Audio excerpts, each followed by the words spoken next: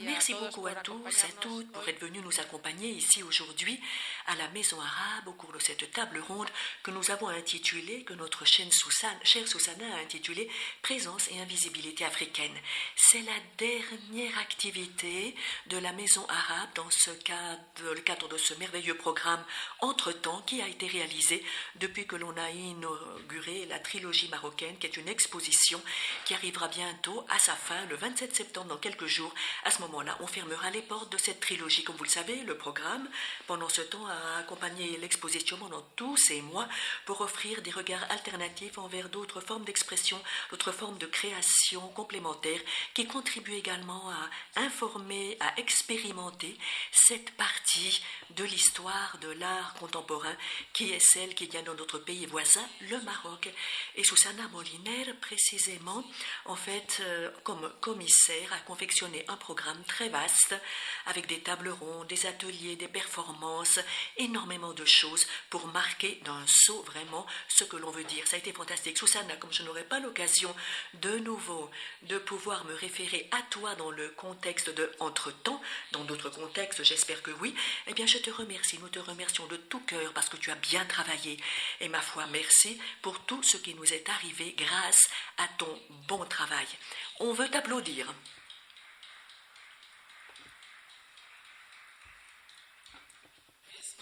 Alors pour nous, véritablement, ça a été, je dois dire, quelque chose de merveilleux que de pouvoir avoir participé en même temps que le musée Reina Sofia Medalla Prado à ce programme. Et alors, la table ronde d'aujourd'hui a comme invité principal Mbarek Bouchichi, qui est un artiste, un professeur d'art qui nous visite depuis le Maroc.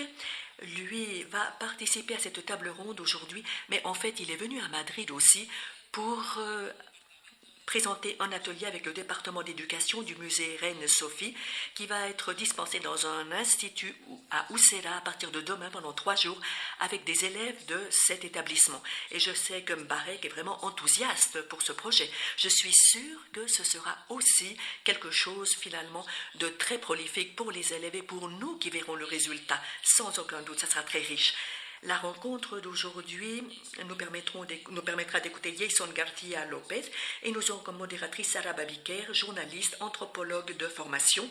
Et dans ses récits, elle montre toujours un regard très intéressant sur les questions qui ont à voir avec la colonialité, le féminisme, les identités, vraiment des questions qui vont être l'axe central de cette réunion en rapport avec le continent africain, avec ses manières de regarder vers le continent africain, de le présenter comme référence, de se présenter comme référence, et bien entendu, nous parlerons du Maroc par rapport au continent africain lui-même. Donc Sarah, tu as la parole, à toi, commence la table ronde. Merci beaucoup Nouria, merci Susanna, merci pour avoir dirigé, pour avoir été la capitaine de ce bateau et m'avoir invité à participer au cours de cette dernière séance pour la clôture. C'est un plaisir que d'être avec Mbarek, avec Jason, et je crois que nous sommes bien entendu tous très contents d'être ici avec eux. Alors, d'abord, je dois dire que je suis journaliste, donc par conséquent, mon rôle ici sera de poser des questions, surtout. Je crois que vous avez beaucoup de questions, vous tous et vous toutes, et je crois que les questions, c'est le point de départ pour pouvoir ouvrir tous les horizons possibles. Alors, moi, je crois que, précisément, dans ce cadre de Entre-temps, on accompagne la trilogie marocaine, nous avons la possibilité, n'est-ce pas, de pouvoir élargir le débat, d'élargir notre regard, d'atteindre le pays voisin au-delà des stéréotypes, au-delà des rivalités politiques, géopolitiques, historiques, avec toutes les implications évidemment qui nous impliquent d'avoir un dialogue intérieur avec le Maroc et aussi, bien sûr, avec l'Afrique. Et moi je crois qu'en plus, en regardant le voisin qui est proche de nous, en voyant ses complexités, c'est comme ça qu'on arrivera à mieux se comprendre et nous comprendre nous-mêmes, comprendre les réalités, comprendre les complexités. Alors vraiment, je crois que c'est véritablement quelque chose qui est un mépris épistémologique, historique, que de négliger l'autre. Ça n'enrichit pas notre culture. Connaître le voisin par exemple le Maroc, ou connaître l'Afrique, c'est comme cela qu'on s'enrichit, et si on ne le fait pas, on ne s'enrichit pas. Et bien entendu, il y aura bien entendu des conséquences sur notre richesse, les plans d'études, nos masses médias, et sur notre regard sur le monde, sur les possibilités qui existent pour nous, qui s'ouvrent à nous. Et en plus, le Maroc comme voisin immédiat, l'Afrique comme continent aussi immédiat, eh bien, pardonnez-moi si je me répète un petit peu, ça vraiment nous permet d'avoir des connaissances qui nous montrent une sorte de piste, de chemin, qui nous permettent par conséquent de savoir comment l'Europe s'est développée, ou alors précisément qui nous montrent que souvent on y voit une menace et on se blinde là contre. Donc par conséquent c'est quelque chose de radical, on ferme bien entendu les frontières, c'est la sécurisation et bien entendu il y a le discours de l'invasion. C'est quelque chose qu'il faut voir d'un côté et d'un autre, il faut voir l'enrichissement que l'on pourrait avoir. Voilà, donc par conséquent nous avons des connaissances théoriques, nous avons une contextualisation historique également aussi, qui est un gros bagage. Et moi, je pense qu'il est fondamental de partir d'expériences concrètes. Nous avons des expériences concrètes ici, très intéressantes, qui vont nous permettre, avec nos deux invités, de connaître. Et d'ailleurs, j'aimerais qu'on ne s'étende pas trop pour pouvoir justement leur permettre de répondre. Et donc, par conséquent, nous allons connaître l'identité, la composition du Maroc et aussi de l'Espagne avec cette table ronde. J'étais au Maroc il y a longtemps, enfin il y a 1 an, mais de toute façon moi j'ai une expérience qui est une expérience à moi, personnelle bien entendu, comme d'autres expériences, et moi je dois dire que je vais parler bien entendu à la première personne de ma connaissance du Maroc, malgré le fait que j'ai étudié différentes questions sur la réalité marocaine. Vraiment, quand je suis arrivée au Maroc, j'ai été vraiment très confuse. J'imaginais que c'était un pays marron, aride, avec des choses véritablement que je connaissais, qu'on me disait auparavant, et j'ai trouvé un pays vert, un pays vraiment qui avait beaucoup d'identités différentes, riches, un pays où la colonisation finalement avait laissé des traces diverses. La colonisation française, espagnole, arabe aussi. Donc par conséquent un pays avec différentes identités, au-delà de l'identité arabe seulement. Donc voilà, c'est ce que j'ai vu et tout ceci par conséquent m'a fait entrer en contact avec cette émotion que j'ai ressentie, m'a permis de travailler, prendre l'autobus, l'autocar, voir les femmes de Rabat, justement qui cachaient leur visage avec peut-être des feuilles et des feuillets pour ne pas recevoir le soleil. Eh bien, ça m'a rappelé un petit peu le Soudan, qui est un pays que j'ai connu et qui m'a permis de voir que les femmes utilisaient des crèmes blanchissantes pour ne pas s'assombrir davantage en ce qui concernait la couleur de leur peau. Voilà, j'ai vu un petit peu tout ceci, des relations complexes, des identités également aussi, qui représentaient des identités qui se concrétisaient de façon subtile, qui se modéraient, qui avaient également aussi des conséquences politiques, une identité par conséquent qui s'étendait sur tous les plans. Également cette préoccupation pour le blanc, pour le blanchiment dans des villages où il y a des personnes qui n'étaient pas blanches, au Soudan, au Maroc, comme j'ai vu justement les gens qui essayaient de se prévenir justement de l'obscurcissement pour rester plus blanc, est quelque chose par conséquent qui m'a vraiment interpellée et que j'ai retrouvé dans plusieurs pays d'Afrique. Par exemple, à Oman, le pays d'où vient ma famille paternelle, un pays donc par conséquent qui a des complexités raciales également très importantes. Et justement, on a vu que dans ce pays, il y avait des populations très diverses qui représentaient une complexité raciale diverse. Donc, par conséquent, moi, j'ai donné des cours dans un lycée en tant qu'européenne et j'ai vu justement que, justement aussi, les jeunes filles étaient très complexes. Elles étaient arabes, elles étaient noires également aussi. Selon les endroits, elles avaient une identité ou une autre. Elles étaient perçues d'une façon différente et se percevaient elles-mêmes de façon différente. Vraiment, je dois dire que moi, pour ma part, contrairement à ce qui s'est passé avec d'autres personnes, j'ai commencé à lire à propos de ceci, à lire des récits de personnes plus jeunes que moi, de ces nouvelles générations, qui avaient donc connu des expériences là-bas, ici, en Espagne, qui avaient des problèmes d'identification. Il est très important d'écouter ces jeunes voix que j'ai essayé d'écouter et de lire. Donc, par conséquent, voilà, avec cette position d'écoute que j'ai eue et à laquelle je vous invite, eh bien, je vous invite à écouter ces deux personnes qui ont vécu des expériences très particulières, qui ont vécu l'identité africaine à partir de leur expérience, l'identité africaine, la négritude, et je crois que cela va nous permettre d'avoir une perspective très vaste, très diverse, variée en même temps, car en fait, c'est vrai, ce sont des expériences de par leur âge, de par leur localisation géographique, de par leur regard artistique, ce seront des expériences, répétées, non pas complémentaires, mais très éloignées et en même temps avec des choses communes. Et voilà, et bien donc par conséquent, dans le but de situer un regard, de transcender les abstractions de l'identité qui sont si stériles finalement, qui entravent le dialogue. Eh bien, donc, dans ce but-là, nous allons interroger, n'est-ce pas, ce n'est pas son interrogatoire, non, nous allons interpeller Mbarek et Yeison. Alors, je vais les présenter. Mbarek Bouchichi est un artiste marocain, comme l'a dit Adriana, qui est né donc par conséquent à Accra, au sud du Maroc, à la frontière avec l'Algérie, dans la région de Smassa. Il y a l'Atlas au nord et il y a l'Atlantique également aussi. Il y a le Sahara. C'est un espace, n'est-ce pas, de rencontres, de mondes différents. Alors, il a un regard artistique qui est un pont, justement, une sorte de lien entre l'Afrique et l'extérieur.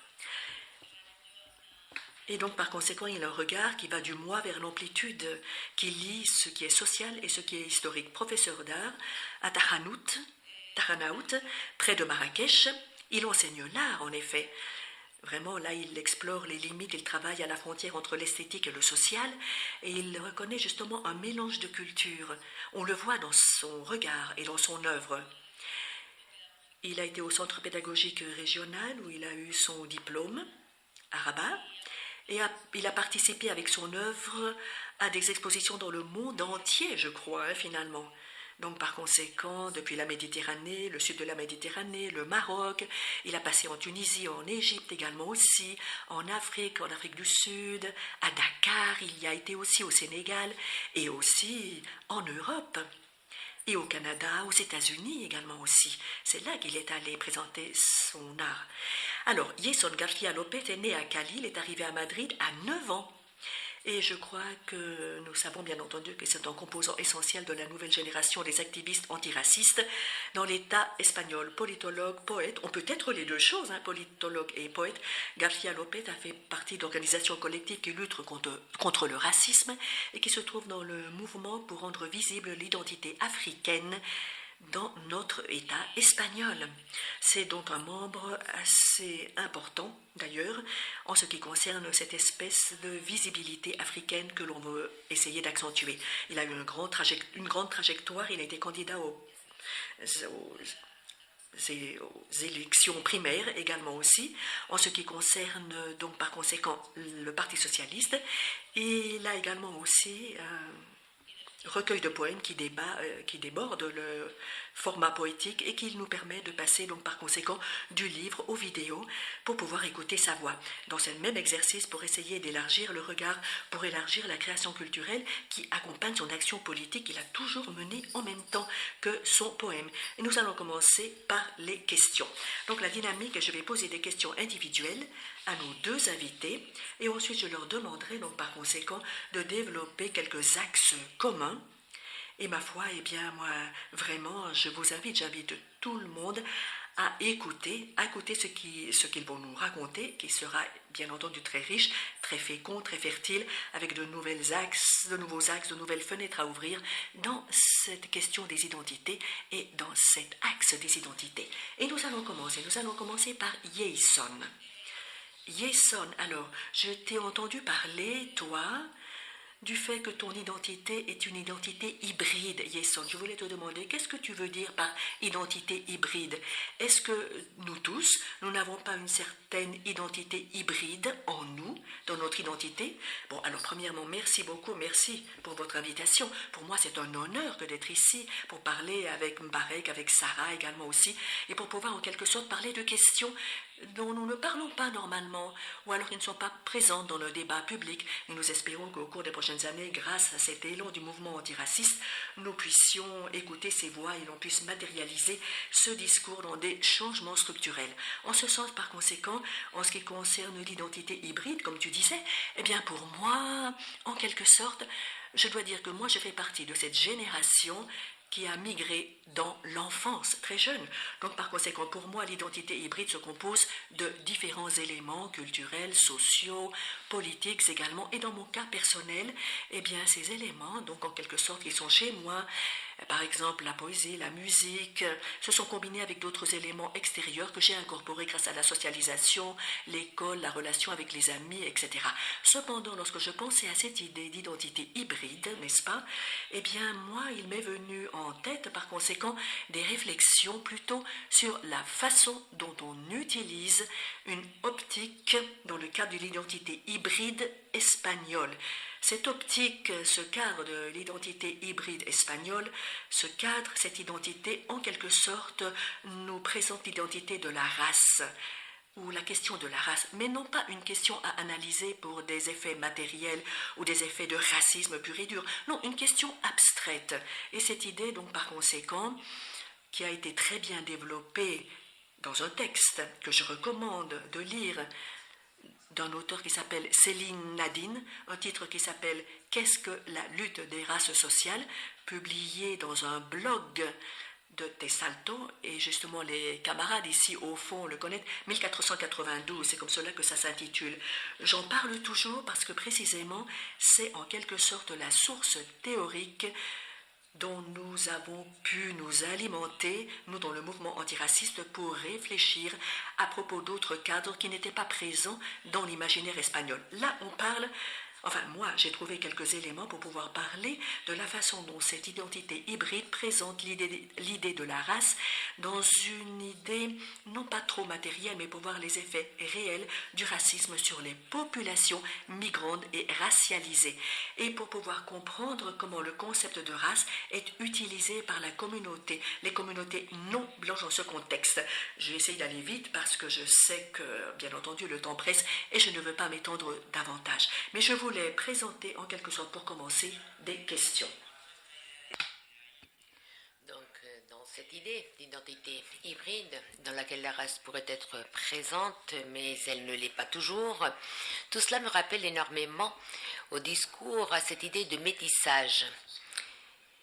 C'est-à-dire, nous voulons dire que nous souhaitons dire qu'il s'agit d'une société qui a toujours été métisse, mais nous ne voulons pas expliquer comment le racisme a contribué à la formation de cette société. Et puis, j'aimerais aussi essayer de parler de ces identités hybrides, comme cela fait partie de ce texte dont je vous ai parlé auparavant, et donc parler de la lutte des classes sociales dans le contexte du marxisme. Et là, c'est pareil pour le contexte de la théorie critique de la race. On parle des luttes raciales. Et surtout dans ce texte où les Blancs se situeraient à la cime de la pyramide et tout ce qui n'est pas blanc, donc plus bas en hiérarchie, tout en passant par différentes communautés. Et donc, on construit l'infériorité. Et si on insiste sur cette même idée, et pour parler de ce cadre des identités hybrides, pour le situer dans le contexte où nous sommes, en général, lorsqu'on parle d'identité hybride en Espagne, on utilise cela justement pour attaquer le mouvement antiraciste, donc signalant ce mouvement comme un mouvement essentialiste. Et donc, cela va à l'encontre de tout ce que nous défendons au mouvement antiraciste. Et ce n'est pas une forme de créer un espace de débat, de communication pour signaler cet essentialisme, son stratégie qui existe dans le mouvement antiraciste et qui font partie d'ailleurs du néolibéralisme. Et donc, cette idée, qui n'est pas une idée personnelle, c'est une idée que j'essaie d'exploiter à partir de mon expérience. Et lorsqu'on me parle, moi, de cette identité hybride dans d'autres espaces, moi, je voudrais surtout passer par ce regard antiraciste et voir comment cette idée d'identité hybride est très proche au métissage. Et donc, c'est une façon voilée de traiter les races comme quelque chose d'abstrait, quelque chose qui n'a pas de cadre historique, et comme si cette question des races n'était pas une question de pouvoir et structurelle.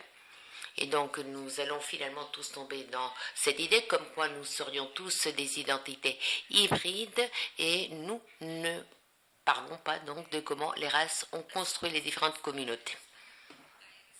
En général, on pense à l'Espagne comme un pays d'homogénéité blanche. Et c'est la même chose pour le Maroc en ce qui concerne l'identité arabe. On considère que le Maroc est un pays arabe, tout en partant que les réalités des personnes noires sont très diverses dans chacun des lieux et dans chacun des contextes historiques et géographiques. Donc, d'après ta perspective, c'est quoi que d'être noir dans des pays présumés arabes comme c'est le Maroc? Je suis grandement content d'être ici et je remercie tous les gens qui ont été derrière ça, Susanna et nos hôtes de la Casa Arabe et Christina. Je suis grandement content d'être ici et je suis désolé de ne pas pouvoir parler espagnol. C'est un droit de voisinage, comme je disais tout à l'heure. Sarah, c'est peut-être la langue qui est essentielle aujourd'hui à guérir ce qu'on essaye d'oublier ou de réduire les distances en quelque sorte. Alors, qu'est-ce que c'est être noir pour moi au Maroc? C'est une question que je me pose moi-même à travers ma pratique. C'est-à-dire jusqu'à aujourd'hui, je suis dans ce questionnement qui m'a rattrapé à un moment donné dans mon chemin de vie. Je suis né à Aka, un village à la frontière algérienne, désertique, mais pour moi c'est un endroit que je qualifie un endroit de mémoire, c'est-à-dire il a cette mémoire à laquelle un Maroc aujourd'hui tourne le dos, dans une sorte de fascination, dans une sorte de fabrication, de réalisation de quelque chose qui s'appelle civilisation, d'un modèle, en transposant un autre modèle, c'est-à-dire on ne voit plus le sud, mais on voit toujours le nord. Je suis né à Aka et ce village il est composé à plus de 90% de noirs, c'est-à-dire pour moi il n'y avait pas question de race, on était tous les mêmes. Je crois qu'à partir que mes parents ils ont voyagé quand j'avais l'âge de 3 mois dans une autre ville et que j'ai intégré l'école et la rue avec cette réalité marocaine, c'est là où je me suis aperçu noir. C'est là que l'autre me qualifiait de noir. Pour revenir à cette idée en fait de qu'est-ce que c'est que noir, je l'entame avec une sorte d'aller-retour entre mon vécu, entre ce qui évolue aujourd'hui être la ville, le modèle de l'espace urbain marocain, et ce qui est la campagne au derrière la montagne, c'est-à-dire ce côté qui est très caché, qui est invisible, qui est en liaison avec naturelle, géographique, avec le reste du continent. Et je connais ces endroits, c'est-à-dire j'assure un petit peu l'aller-retour entre les espaces et je suis dans une idée que j'appelle aujourd'hui la déconstruction d'une vision. C'est-à-dire j'essaie de toucher de près, d'examiner moi-même à travers ma mémoire, à travers mon vécu. Heureusement qu'il existe encore des réalités, à appartenir à cette idée d'horizontalité, à aller facilement voir les gens, être dans une autre logique de rapport et de détruire un peu les stéréotypes et travailler avec un autre langage. Parce que la question artistique, elle a été inculquée à moi comme une autre langue. Voilà. Jason, seguindo un poco con esta cuestión planteada. Pour continuer avec cette même question que j'ai posée à Mbarek, toi tu es né à Cali, je ne sais pas si tu restes en relation avec la ville, je considère que oui, jusqu'à un certain point. Et donc j'aimerais savoir qu'est-ce que tu aimerais sauver. Bon, je ne voudrais pas parler de différence, mais comment étais-tu considéré comme un être noir à Cali et la différence avec être noir en Espagne? Oui, pour moi, le fait d'être noir à Cali, c'était une question effectivement très compliquée.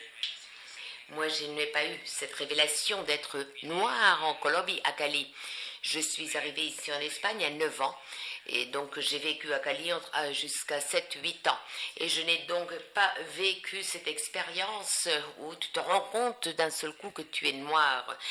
Cette sensation, c'est quelque chose que j'ai commencé à voir ici en Espagne. Et des derniers poèmes que j'ai publiés, il y en a un qui s'appelle Le contrôle aléatoire, qui justement parle de cette conscience raciale. Et je parle justement de la première fois que j'ai ressenti, ou que je me rappelle que la société espagnole m'appelait noire. J'étais en train de courir avec mon frère dans les rues à 11 ans, et du coup la police nous arrête pour nous demander les papiers. Et je me suis rendu compte à ce moment-là, par le biais de la police, qu'on me parlait de noir, car on m'a arrêté à cause de la couleur de ma peau. Donc je ne peux pas vous parler de l'expérience d'être noir dans un autre contexte comme Cali. C'est vrai que j'ai parlé avec des frères et des sœurs pendant toutes ces années. Et ici, il y a par exemple Jesus Caravalli parmi nous cet après-midi.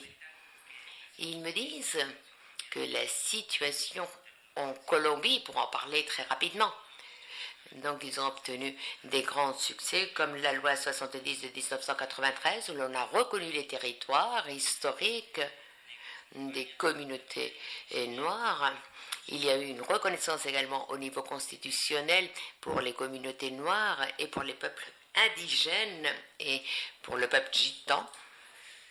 Mais ce qui m'est dit par mes frères et sœurs, et d'après les rapports nationaux et internationaux en ce qui concerne la situation des communautés noires en Colombie, c'est en réalité une situation de vivre dans des conditions infrahumaines. Et c'est elles les victimes des déplacements internes provoqués par le conflit colombien.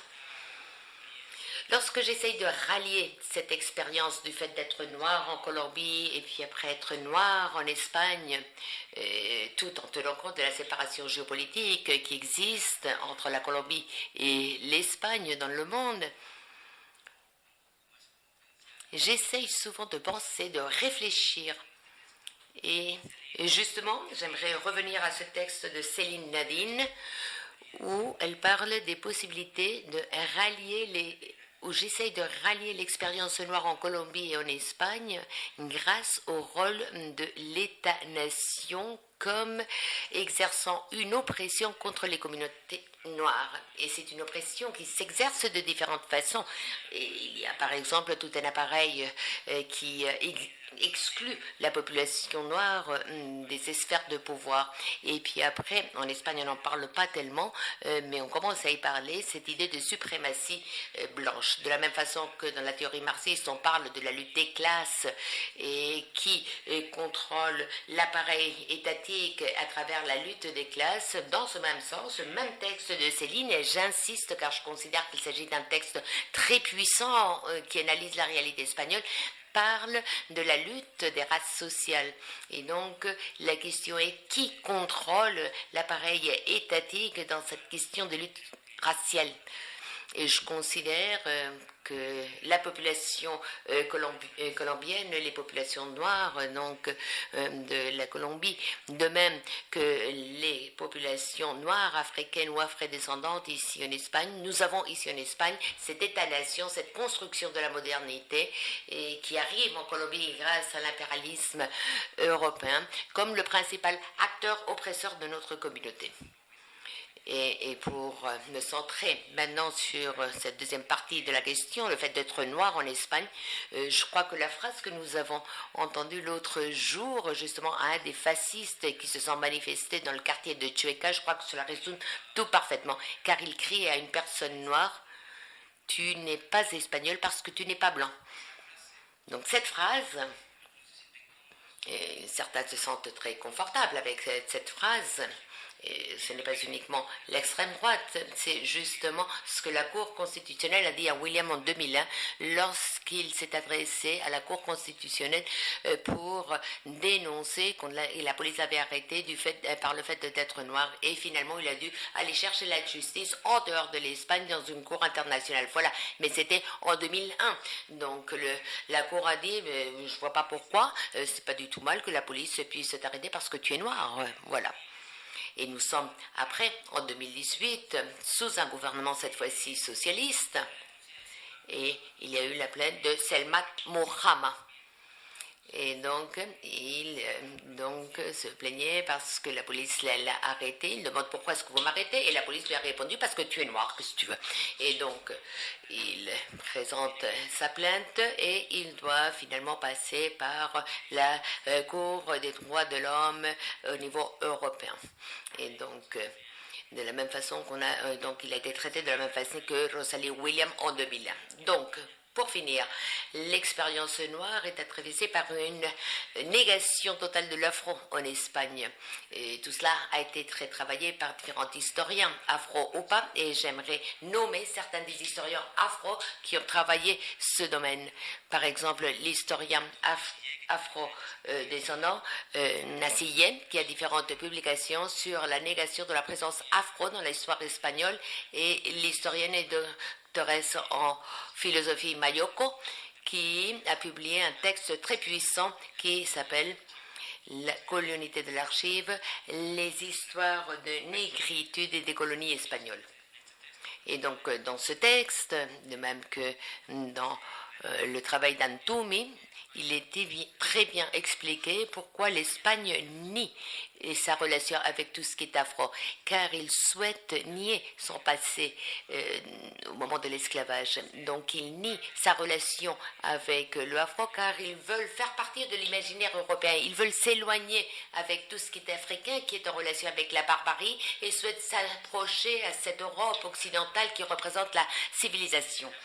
Et pour finir, et ces idées se trouvent également dans le texte Esther Mayoko, qui parle donc de cette négation de la population ou de l'existence et la présence historique de la population afro en Espagne.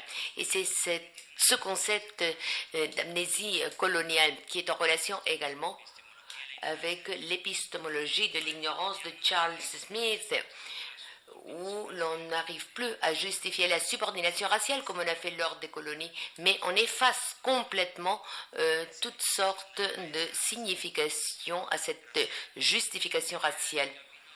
Et ce qui reste, c'est un concept de Paul Roy qui parle de la mélancolie postcoloniale, et cette mélancolie postcoloniale, c'est justement l'ensemble des discours racistes et de tous les mécanismes qui existent pour aller à l'encontre de la population africaine et afrodescendante. Et pas seulement aller à l'encontre de tout ce qui n'est pas blanc, de tout ce qui est en dessous du blanc. Mbarek, justement, dans cette même ligne de ce que parlait Jason, lorsqu'il nous a raconté qu'il était noir, la première fois, il s'est rendu compte qu'il était noir lorsqu'il courait avec son frère, on l'a arrêté pour la première fois. Vous nous parliez de cette aller et venir, et donc j'aimerais que vous nous indiquiez comment est-ce que vous considérez que vous êtes perçu actuellement. Et, du coup, vous êtes conscient donc d'être un autre dans le propre état où tu es né et où tu vis. Et dans ce sens, parlez-nous donc aussi de cette relation avec l'État-nation au Maroc. Comment le Maroc comme État entre en relation avec la négritude? La question de raciale ne s'est jamais posée sur un discours officiel, où on n'a jamais été presque que par quelques chercheurs marocains ou étrangers sujets de débat. Ça reste quelque chose de tabou. Et en face de quelque chose, d'un mot qu'on utilise beaucoup au Maroc, qui est tolérance, qui est en soi un non-sens. C'est un mur qui cache quelque chose. À la fois, on est dans la célébration d'une diversité, multi-ethnicité, mais à la fois, il y a une race supérieure, une race invisible. Plusieurs fois, j'étais mené à dire que je suis marocain, je suis marocain, je suis marocain. C'est-à-dire défendre que je suis marocain parce que je me fais arrêter à l'aéroport, je me fais arrêter au taxi, je me fais arrêter partout. Et partout, on me parle dans une autre langue étrangère, on me qualifie tout simplement d'africain. Du coup, l'africanité dans l'imaginaire marocain, elle est liée à la couleur de peau. Ce qui est quelque chose à casser pour moi, c'est-à-dire quelque chose à détruire. L'africanité, c'est des idées, c'est une culture, c'est une manière de vivre, c'est une vision, plus qu'une couleur de peau. Je crois que c'est des résultants un peu de ce piège colonial qui veut qu'aujourd'hui le Maroc appartienne à l'Afrique du Nord, une Afrique qui se veut par défaut être blanche, comme une île blanche comme ça flottante, mais qui fait d'un espace qui était un espace de circulation, le désert, le Sahara, un mur. Et pour rejoindre une vision plus proche un peu de ce que je peux appeler la blancheur, cette idée de blancheur qui est dégagée à travers la civilisation grecque. Et on sait tous que ces statues grecques, elles étaient colorées à un moment donné, mais aujourd'hui ils sont présentés blanches, ils sont présentés avec une idée de race derrière, ils sont présentés avec des canons d'appréciation et de beauté. Tout ça crée en fait au Maroc une sorte de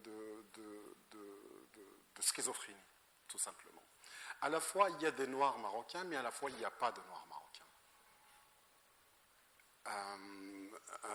À la fois on est africain, non, à un moment donné on peut être berbère ou amazir. Une autre fois on peut être arabe.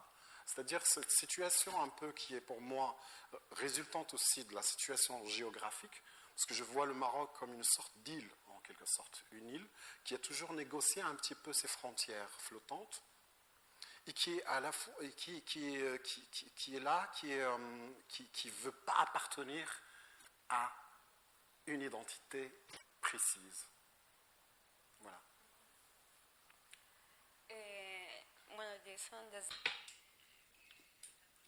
Jason, à partir de ce moment où la police vous a arrêté avec 11 ans, en vous considérant comme un sujet dangereux, vous avez réussi à aller à l'université et j'ai lu quelquefois que c'est à l'université là où vous êtes comme l'endroit où vous n'étiez pas attendu, comme sur l'arène institutionnelle. Donc que se passe-t-il lorsque là, ce sentiment, voilà, personne ne m'attendait ici.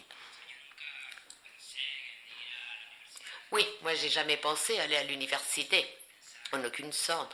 Tous les messages que m'envoyait la société, je ne me situais pas du tout comme alors à l'université. Je pensais que j'allais travailler à la construction, dans le secteur des services, comme garçon dans un bar ou dans un restaurant, mais je n'arrivais pas à me situer comme alors à l'université. Et lorsque je suis arrivée à l'université, ce qui était déjà pour moi une première surprise, et cela par différentes questions. Je suis finalement arrivée à l'université. Je ne savais quasiment pas que la carrière des sciences politiques existait. Et je suis arrivée avec très peu de conscience antiraciste, avec très peu de conscience de ma couleur noire, sincèrement. Mais toute cette conscience me servait et j'arrivais à me dire que je n'allais pas laisser de côté tout ce que j'avais obtenu jusqu'alors. Donc j'avais mes cheveux afro, donc mes pantalons. Le premier jour, je suis déjà arrivée tard parce que j'ai passé mon bac au mois de septembre. Donc je suis arrivée à l'université au mois de novembre. Et ma première expérience dans ce domaine universitaire est d'arriver, m'asseoir dans la classe et que le prof me signale et me demande « Est-ce que c'est ta place ?» Donc c'est déjà une première expérience où l'autorité essaye de te situer et donc t'indique d'une certaine façon que ce n'est pas du tout ta place. Et donc ma façon d'agir a toujours été que face à une barrière tellement claire, là, à ce moment-là, moi, je n'identifiais même pas tout cela comme racisme, je ne savais pas très bien. Et puis, plus tard, je commençais à identifier ce genre de choses comme du racisme. Lorsque j'étais vraiment dans l'université, je commençais à identifier certaines conduites. Je n'arrive pas à me sentir très très bien, car je suis au sein d'une organisation qui lutte contre le racisme, avec des camarades très merveilleux, mais 90% des personnes étaient blanches, donc je n'arrivais pas à comprendre ce qui se passait. Cependant, je continuais dans cette association car je considérais que nous réalisions un travail merveilleux. Et ce qui a développé dans le domaine universitaire ma conscience antiraciste et ma conscience noire, c'est le fait de me voir trouver avec un camarade, Nkoy. Nkoy s'est approché de moi justement un été. moi, je redécouvrais à ce moment-là mes racines avec l'Afrique. J'avais voyagé au Zimbabwe. Et donc, je reviens en été, et puis mon frère noir, on était cinq noirs à l'université, et cela il y a 2 jours, donc c'est pas il y a des années. Et donc, ce frère noir s'est approché de moi, il m'a demandé: tu es africain?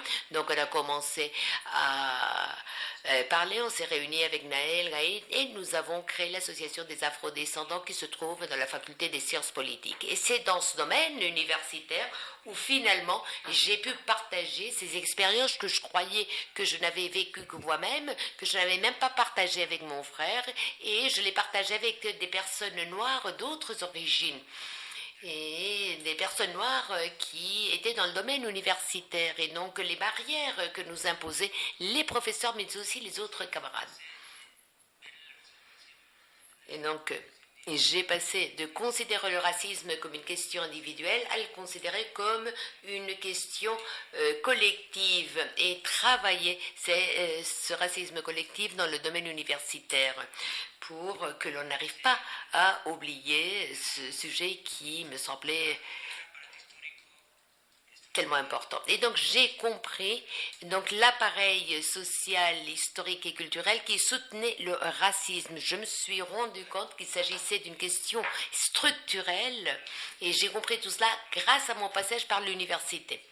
Non pas du fait d'aller à l'université, mais je dirais que l'université m'a aidé à me retrouver avec d'autres personnes noires dans ce domaine universitaire et remettre en question le système éducatif à partir de l'université.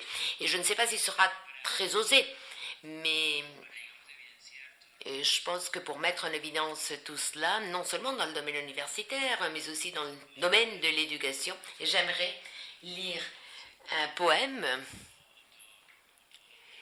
C'est un de mes poèmes, donc c'est une façon de faire publicité, et je considère que c'est un poème qui a été dédicacé justement à une personne qui est ici, Chris, qui est une personne qui réalise un travail énorme dans le département d'éducation du musée Reina Sofia comme dans son collège. Et il s'appelle Les classes en fleurs. Les interprètes s'excusent, mais nous ne pouvons pas traduire les poèmes qui nous ne ont pas été passés. Merci, excusez-nous.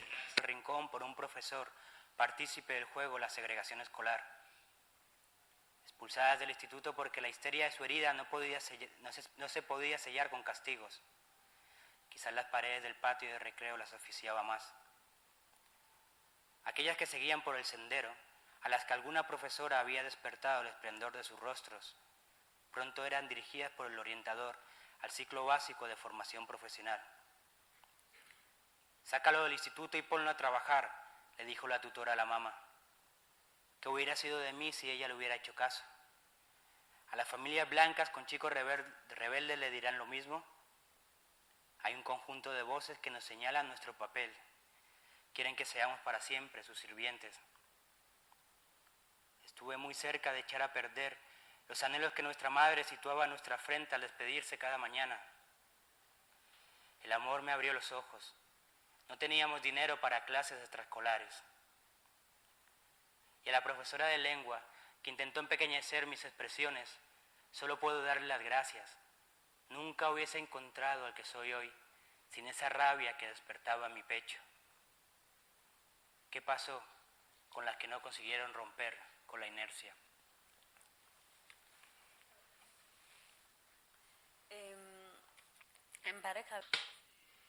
Mbarek, vous parliez justement de cette schizophrénie que vous avez définie.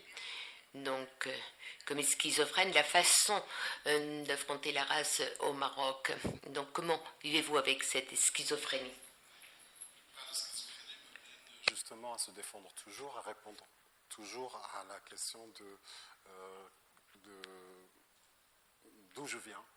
C'est-à-dire, on me pose toujours la question d'où tu viens, de quelle origine. C'est même si je réponds que je suis marocain, mais de quelle origine. Et puis, il y a ce travail. Il y a le travail qui m'emmène aussi à cette idée de répondre avec des outils que j'ai appris. Certes, c'est des outils qui sont occidentaux, mais c'est des outils aussi que j'amène et que je essaie de marier avec ma culture.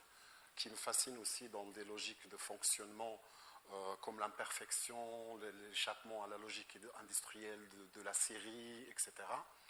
Et qui m'emmène à travailler sur des réalités qui ne sont pas forcément visibles au Maroc ou qu'on ne veut pas reconnaître. Ça, c'est un travail, par exemple, que j'ai appelé les mains noires, où j'étais moi-même dans une région du sud-est marocain, à demander à des personnes noires comme moi de prendre la terre et faire juste le geste de créer et de questionner ce qu'on appelle aujourd'hui la main d'œuvre, la main au service de l'autre, et de créer cette forme opposée, c'est-à-dire à partir du vide qui peut créer une forme volumique. Après, le choix de la matière, c'est un choix qui est en relation avec des thématiques, ou des champs de relations racialisées. Il y a beaucoup de problèmes de terre, de possession de terre, par exemple, dans le sud du Maroc, entre des communautés noires et des communautés blanches. Ce travail, par exemple, 1/5 qu'on vient de voir juste avant, 1/5, c'est un travail qui est sur cette réalité de la société de métaillage, qui veut qu'une communauté noire soit au service, comme main-d'œuvre agricole, pour une communauté blanche. Et qui touche 1/5 des récoltes. Et je me questionne sur cette logique de 1/5 justement. Et c'est un travail qui prend la forme d'un rectangle qui est inspiré par la fameuse intervention de Roland Barthes sur l'idée de vivre ensemble, qui est un élément central un peu dans mon travail, et que pour lui, en fait, le rectangle est la forme la plus parfaite pour illustrer le vivre ensemble. Du coup, je prends ce rectangle et j'en coupe toujours 1/5 de la surface. Et ce travail, par exemple, qui est en relation aussi avec cette présence de communauté, ou un travail qu'on a vu avant, en fait, qui était comme des formes de stèles de cimetières, que j'ai appelé Terre verte. C'est un travail que j'ai fait avec une communauté de potiers dans le sud-est marocain, qui est une communauté de potiers noirs. Je travaille beaucoup avec des communautés noires aussi, et à travers ce qu'on appelle aujourd'hui, dans un post-colonialisme de l'artisanat, à reprendre tous ces éléments et à se savoir-faire comme manière aussi d'exprimer une présence, dire qu'on est là, ou qu'on peut faire des choses, et on peut fabriquer des choses, et on peut parler de choses à travers ça. C'est-à-dire, dans ce village où il y a cette communauté de potiers noirs, il y a quelque chose qui est aujourd'hui même pas, on ne veut même pas la voir ou la savoir au Maroc. C'est-à-dire, quand on en parle, on va dire que ça n'existe pas.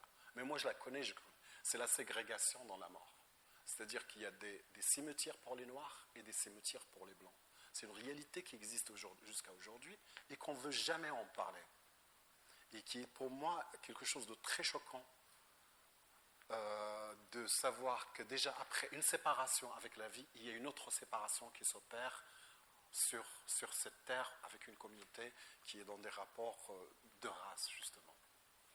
Précisément. Merci beaucoup, merci aux deux pour avoir partagé votre œuvre et nous avoir expliqué le poème, par exemple pour toi, ton œuvre pour toi. Enfin, nous allons continuer un petit peu, mais de toute façon, je voulais revenir sur certaines choses qui ont été communes aux deux. Je voulais voir un petit peu des connexions, également aussi des potentialités qui surgissent quand même, quand on voit des réalités, même qui se tournent le dos. Bon, on peut être ici ensemble, on peut partager, ça c'est une potentialité. Tu me disais quand tu étais jeune, espagnol, ici en Espagne, hein, Jason, tu m'avais dit que tu n'avais jamais été au Maroc. Alors, toi, comme jeune espagnol, quelle est ta perception du Maroc? Quelle est ton idée du Maroc, Jason? C'est un pays voisin, tu n'y es jamais allé, qu'est-ce que tu en penses? Oui, eh bien oui. C'est vrai. Quelle question tu me poses, hein? Alors, bon. Bien sûr. J'aime bien cette question parce que ça m'a fait penser à moi. Moi, je suis afro-colombien, afro-espagnol Je ne me pense pas en tant qu'Espagnole. Je ne me pense pas en tant qu'Espagnole, je me pense comme une personne afro-descendante qui vit en Espagne, non pas comme un Espagnol. Donc, moi, je crois que là, eh bien, je ne peux pas répondre.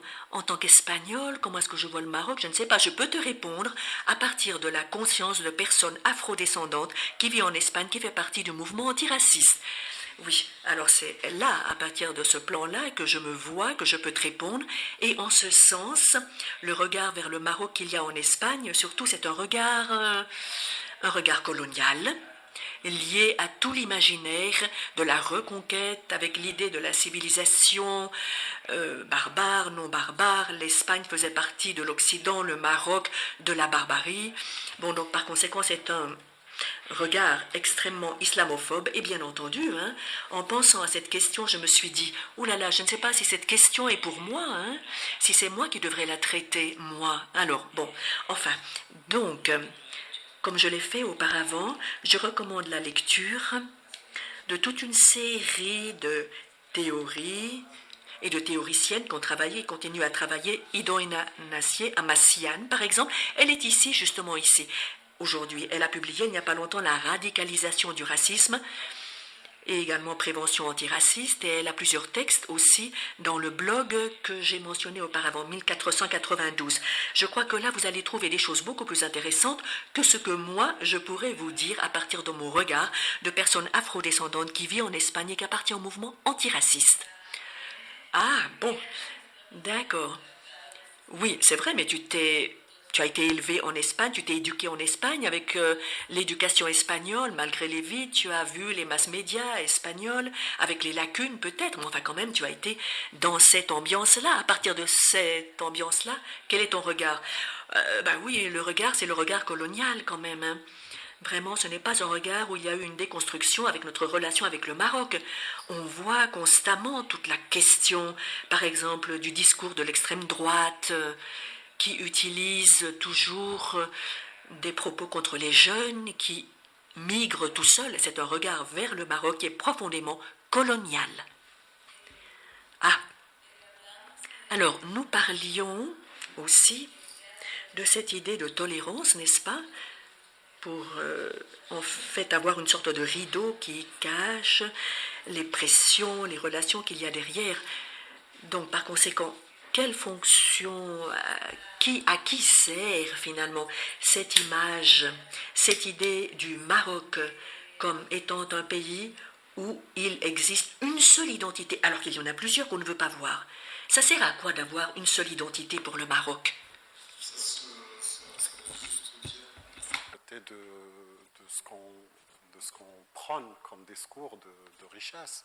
Ça veut dire juste qu'on se prive aussi d'un potentiel énorme, que ça veut dire que tout simplement on est dans une vision qui est à l'opposé de notre histoire, et d'une histoire qui peut trouver ses racines dans justement ce continent au lieu de chercher des racines ailleurs. Je crois que le Maroc a tout à reconstruire une vision autre dans son rapport aussi qu'il exerce. Il est dans le sud, d'un nord, mais lui aussi il crée le nord d'un autre sud.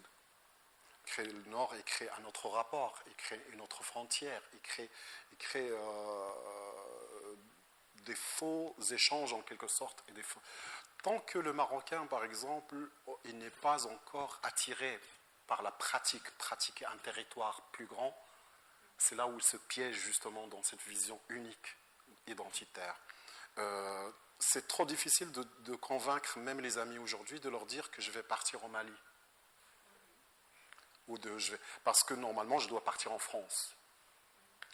Et là j'ai un souvenir qui est assez merveilleux, qui a été un déclic à un moment donné grâce à une invitation d'une amie en 2013. C'était mon premier voyage en Afrique, ce qu'on appelle l'Afrique subsaharienne. C'était au Sénégal, et j'ai eu des sentiments comme jamais eu quelque part dans ma vie. Parce que tout simplement, je n'étais pas le seul, je n'étais pas le deux, on n'était pas 5, j'étais la majorité. Et ça, quelque chose je vivais un moment où j'étais inaperçu, invisible, mais c'est une invisibilité positive, c'est-à-dire vitrée, semblable aux autres. qu'on ne peut pas me qualifier de ma couleur de ma peau avant de prononcer mon nom.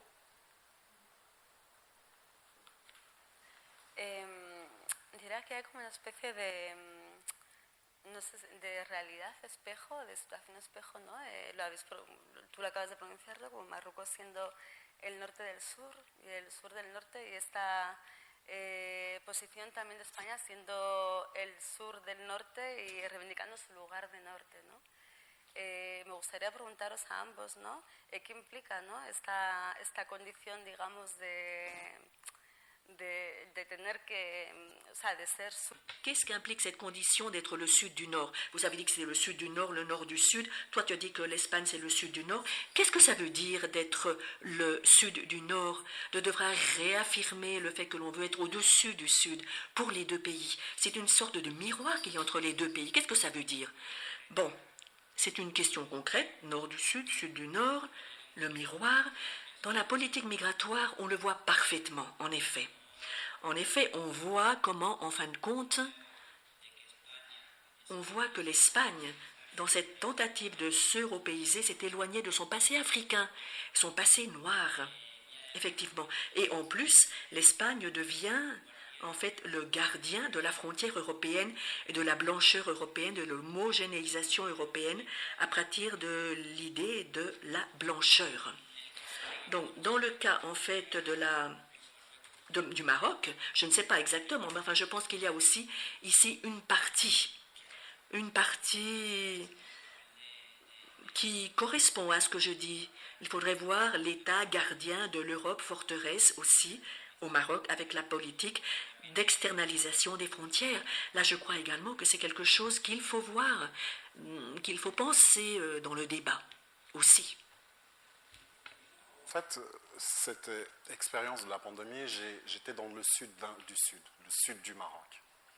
Et je me suis rendu compte que depuis, je n'ai pas bougé que dans le sud. Et je crois que ça a confronté en moi une idée. C'est que je n'ai pas besoin, à un moment donné, d'aller vers le nord pour mieux comprendre. C'est d'aller de plus en plus vers le sud que je peux comprendre. Et détruire l'image. Et détruire quoi d'autre? Détruire aussi le pouvoir que l'autre a sur moi, c'est-à-dire de me réduire toujours où on a un sujet anthropologique, que je sois le sujet de l'écriture de son regard. Et je crois que c'est défier cette idée de l'archive, parce que on vit quand même, je crois, au Maroc, mais une grande partie de nos images, de nos archives, ne nous appartiennent pas. Elle est construite autour de nous, et il est quelque part dans le nord. Mais aujourd'hui, je crois que c'est le moment pour reprendre ce pouvoir d'une écriture qui part du sud. Un sud, pas seulement dans l'idée du sud géographique, mais une idée de diversifier le regard, le point de vue. Dire que je suis là, je peux regarder là-bas. Et là-bas peut devenir mon sud ou mon nord. C'est ce choix qui peut arriver à l'être humain comme force que je défends, comme vision. En cierto modo habéis hablado ambos de... Vous avez parlé tous les deux de cet endroit, n'est-ce pas, de dénonciation Jason, quand tu es allé à l'université, n'est-ce pas? Tu as trouvé des camarades très activistes qui étaient très sympas, mais qui étaient surtout des blancs. Tu te demandais, mais qu'est-ce qui se passe? Et donc, par conséquent, tu as commencé à passer à un espace de dénonciation à partir de certaines personnes qui dénonçaient. Et là, maintenant, tu viens de dire, toi, Mbarek, que nous avons besoin d'avoir une capacité pour pouvoir écrire nous-mêmes, notre propre écriture, notre propre identité, de dénoncer nous-mêmes ce que l'on veut dénoncer. Donc, cet endroit de plainte, de dénonciation se manifeste, se nuance et renforcé par votre art, l'art que vous avez utilisé, les formes d'expression de la poésie ou de l'art plastique. Comment, à partir de vos arts, ça amplifie votre dénonciation, votre plainte? Bon, eh bien pour moi, à partir du mouvement antiraciste, non pas simplement le mouvement noir, nous avons peut-être laissé de côté la partie culturelle, c'est vrai. On l'a oublié. On a oublié, négligé un petit peu la partie création artistique, la partie artistique. On s'est consacré sur le discours politique tout simplement. On ne s'est pas occupé du discours artistique et culturel. C'est quelque chose qui nous a manqué. Je pense, et j'extrapole, je pense que, bien entendu, sauf les distances historiques et géographiques, je pense que l'idée de la renaissance de Harlem, cette renaissance de Harlem comme un espace de création artistique, de création littéraire, de peinture, de musique, de la population noire elle-même, qui rend sa dignité en quelque sorte au sujet noir, dans une Amérique états-unienne, esclavagiste, et en quelque sorte ce substrat qui permet une création de mouvement, le mouvement pour le droit civil des peuples. Donc, avant le sujet politique qui signale une institution, il semblerait qu'il y a eu une sorte de boom culturel dans la communauté noire qui lui a permis de se voir avec une certaine dignité. Non pas avec un discours politique, avec des assemblées, avec des meetings politiques, non, à partir de l'art, de la création artistique. Et je crois qu'à l'heure actuelle, c'est quelque chose qui peu à peu commence à fleurir, et ma petite contribution, c'est ce recueil de poèmes. Ce recueil de poèmes m'a connecté parfois beaucoup plus à d'autres que mon activisme politique assembléaire dans un espace de partisans ou de partis. Grâce à un poème concernant mon processus migratoire, j'ai connecté avec l'expérience migratoire de toute une génération qui est arrivée toute jeune en Espagne. Donc pour moi, véritablement, mon optique, mon approche, ma défense de la création artistique, que nous faisons à partir de l'organisation à laquelle j'appartiens, qui est Conscience Afro, consiste à apporter pour la création d'une identité collective notre art, car elle se construit, elle ne terminera jamais de se construire. L'idée de la communauté noire africaine afrodescendante que nous vivons ici en Espagne. L'art nous l'apporte. Super. Non, en même temps, j'étais en train de penser, parce que à l'école, en faisant de l'art et en apprenant l'art, c'est vraiment une violence aussi, une forme de violence parce qu'on t'impose une sorte de modèle. Un modèle, une histoire de l'art verticale, dans laquelle, en fait, tu vois jamais ton visage, tu vois jamais ta culture, en fait. C'est comme les choses que j'ai accumulées à un moment donné dans ma vie à l'école et tout. Quand tu ouvres un cahier scolaire ou un livre scolaire, tu n'as pas d'illustration, tu n'as pas d'image qui te ressemble.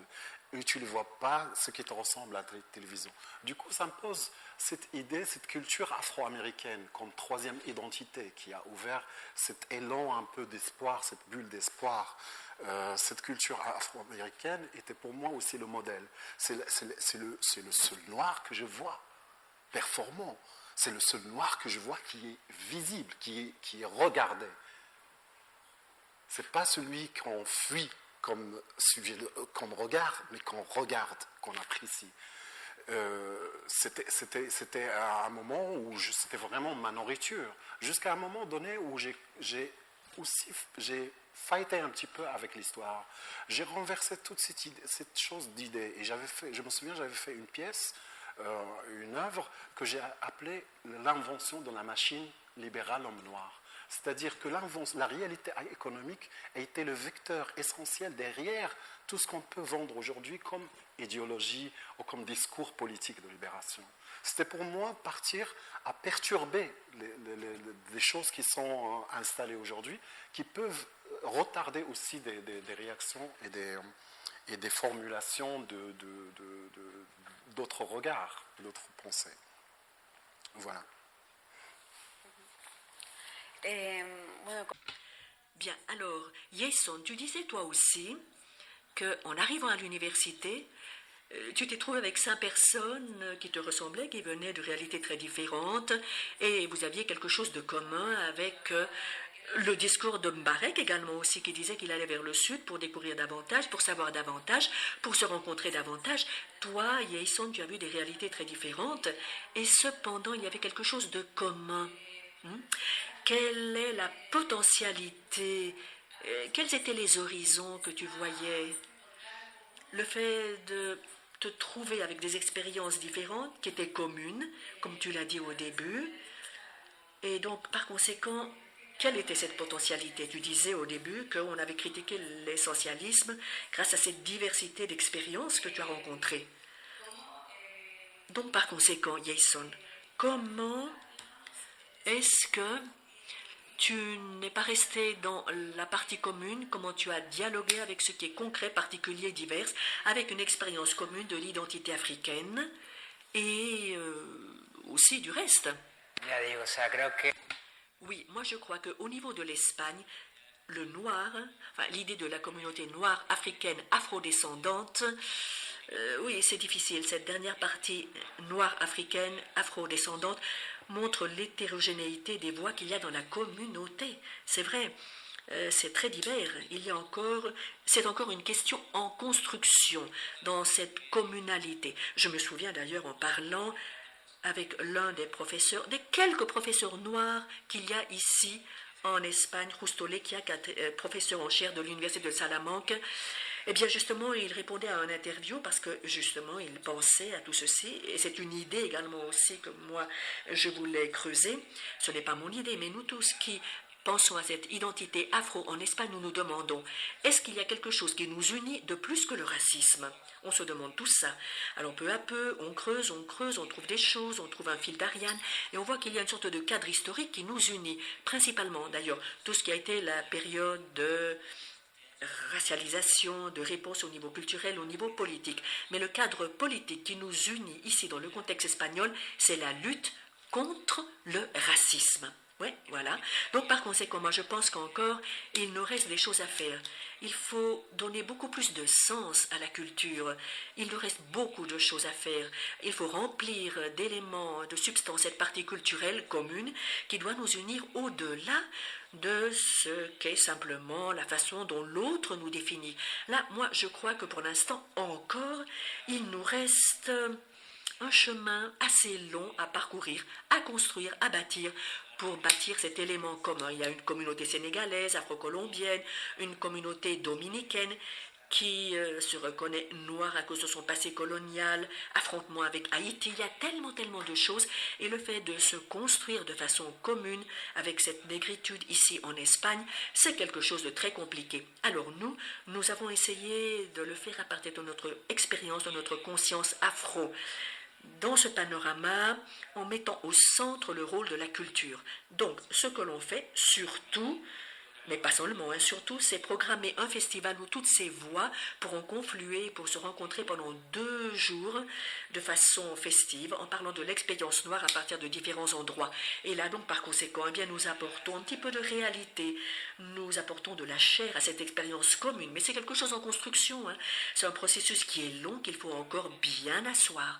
Et surtout, il faut que l'on dialogue avec une identité historique. Et c'est pour cela qu'il est tellement important de faire tout ce travail qui est important, qu'a fait Toumi Tessier, qui a parlé de la présence noire afro sur la péninsule ibérique, pour rompre l'idée de ce que finalement le noir n'est que lié à l'immigration et à partir des années 90. Rompre cette fiction qui nie le fait que la présence noire est historique, même avant d'ailleurs l'idée elle-même de l'Espagne, les noirs étaient là.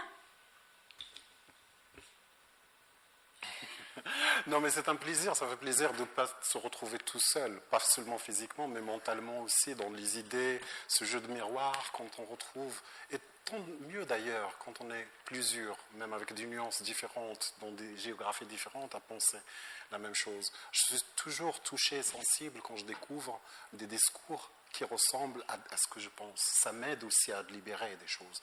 Du coup, j'ai développé quelque chose dans ma pratique que j'ai appelé du compagnonnage. Depuis quelques années, j'ai découvert que dans ma région natale, il y avait un poète noir, descendant d'esclaves, et qui est mort en 1973, et qui était un très très bon poète itinérant, en amazigh, dans ma langue, et on sait tous que cette culture est une culture très orale. Il y a même un proverbe amazigh qui dit qu'une journée que je passe et je ne l'inscris pas dans un vers de poésie, c'est comme si je ne l'ai pas vécu. D'où l'importance de cette oralité, etc.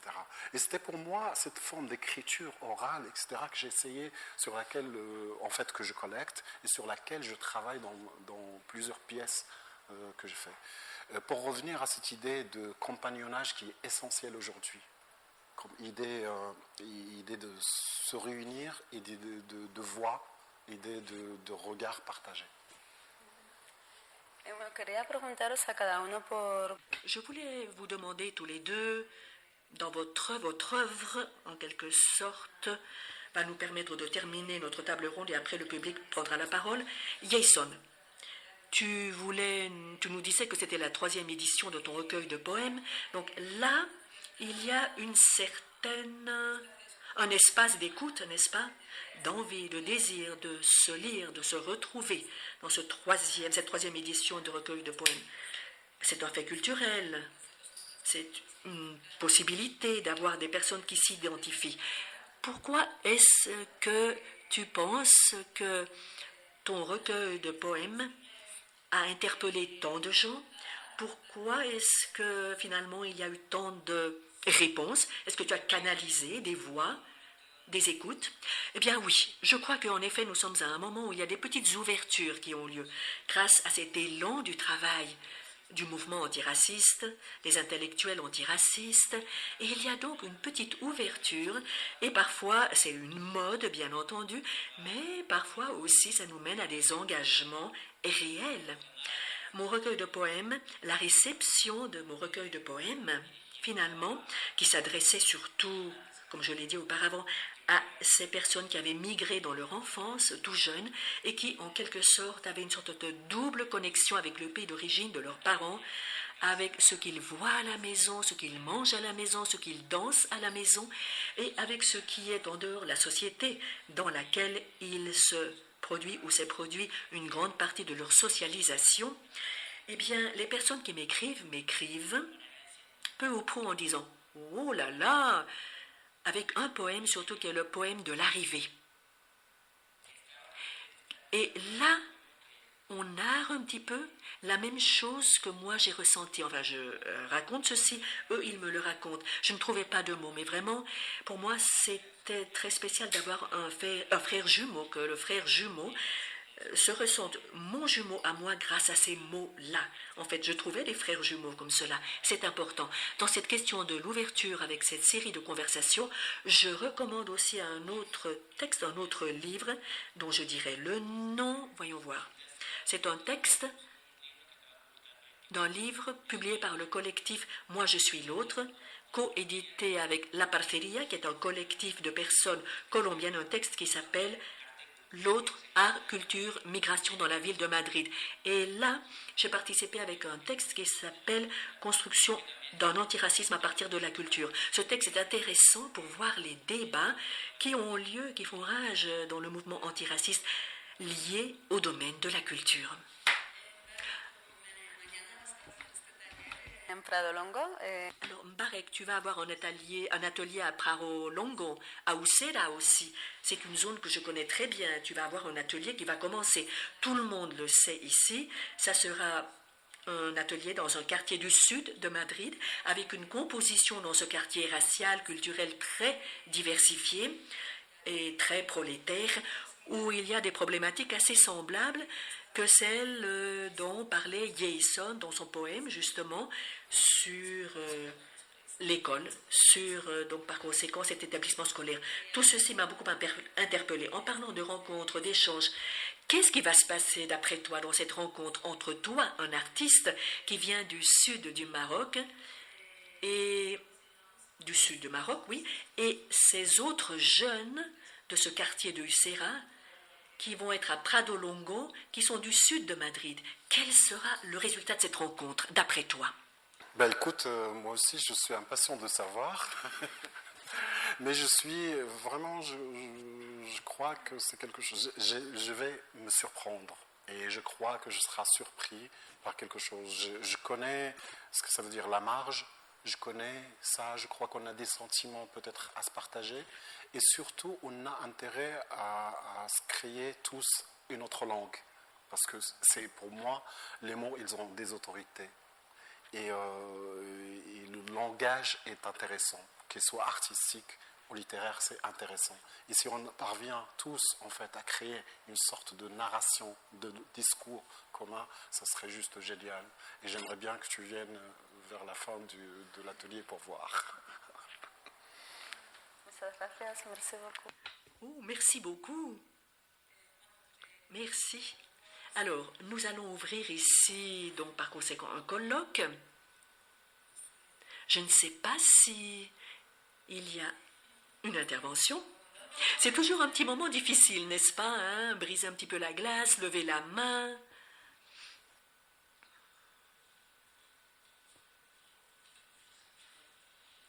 Bon, merci beaucoup, vraiment. Ça a été intéressant. Et alors j'espère, si seulement nous pouvions avoir l'occasion de pouvoir partager des conversations comme celle-ci, justement, celle que vous avez eue ici, vous, sur l'estrade, enfin vous et nous et d'autres gens, parce que vous avez suscité des questions qui peut-être pour vous sont tout à fait élémentaires, basiques, totalement logiques et simples, mais je crois que ce sont des questions fondamentales qui se trouvent à la base de ce que la société dans son ensemble, pour l'instant dans sa grande majorité, devrait commencer à étudier. Ça m'a beaucoup intéressé, la question que vous avez présentée ici, la question de l'identité afro, qui est une question qui est en construction, n'est-ce pas? L'identité afro est quelque chose qui est une référence pour beaucoup de personnes qui ont des contextes culturels très différents. Leur couleur de peau, sans aucun doute, est très différente aussi, mais tous partagent une identité afro qu'il est difficile à définir à cause de cette hétérogénéité sans aucun doute. Donc ce processus de construction dont vous avez parlé, il semble qu'il y a beaucoup de gens qui n'y ont pas pensé est quelque chose pour moi qui est très intéressant. Voilà une question pour Jason. Je ne sais pas. Jason, je vais te présenter une question un petit peu brusque, hein, mais de toute façon, j'y pense toujours. Jason, Sarah t'avait demandé comment tu vois le Maroc en tant qu'Espagnol. Et toi, tu as répondu en disant, eh bien, moi, je ne peux pas répondre en tant qu'Espagnol parce que je ne m'identifie pas comme un Espagnol, il me semble. Tu as dit que je ne suis pas un Espagnol, je suis une personne afro-descendante, etc. Donc, je crois que cette formule que tu as dite renferme une complexité, une réflexion très élaborée, mais en disant cela comme ceci, beaucoup de gens qui ne sont pas ici ne pourraient pas te comprendre et pourraient penser « Tu es en train d'alimenter l'idée que tu n'es pas espagnol ». Justement, on te dit que tu n'es pas espagnol à cause de la couleur de ta peau, et toi tu le ratifies en disant cela. Désolé, je suis un peu brusque, c'est peut-être quelque chose véritablement qui va te choquer, mais véritablement j'ai un doute en tête, parce que ça me préoccupe, hein, vraiment. Enfin, ça me préoccuperait peut-être que des gens ne le comprennent pas, hein. Donc par conséquent, je t'invite, Jason, à élaborer un peu davantage.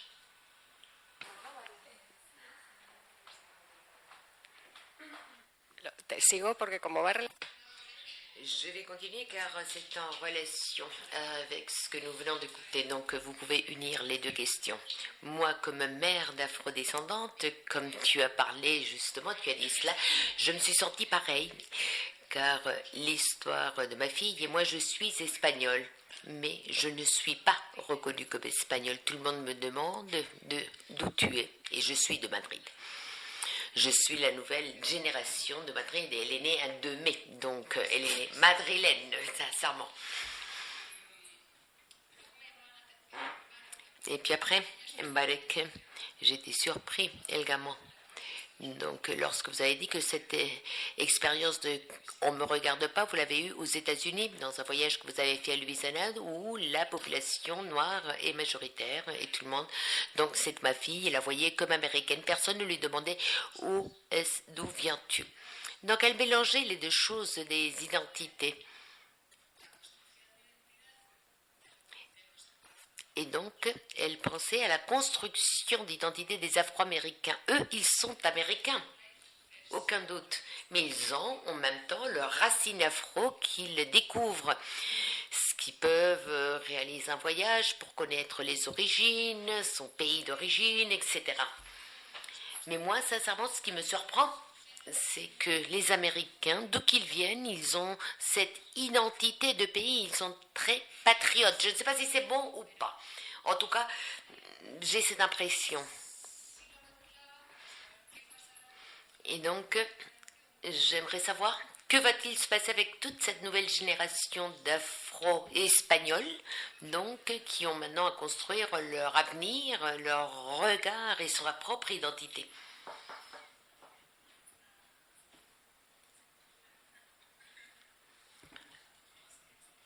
Donc, on va écouter 3 questions et puis après, si vous le voulez, on passe aux réponses.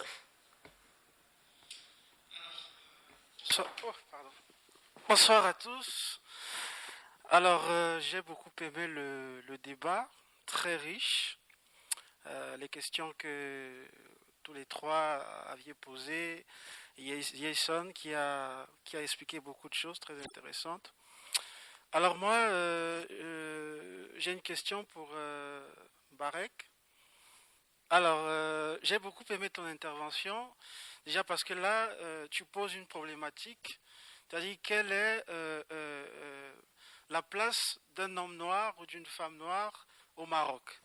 Alors moi, par exemple, je suis du Cameroun, et très souvent, on ne maîtrise pas vraiment, lorsqu'on parle de Marocain, alors nous on voit très souvent l'arabe, alors il y a comme cette invisibilisation de l'homme noir.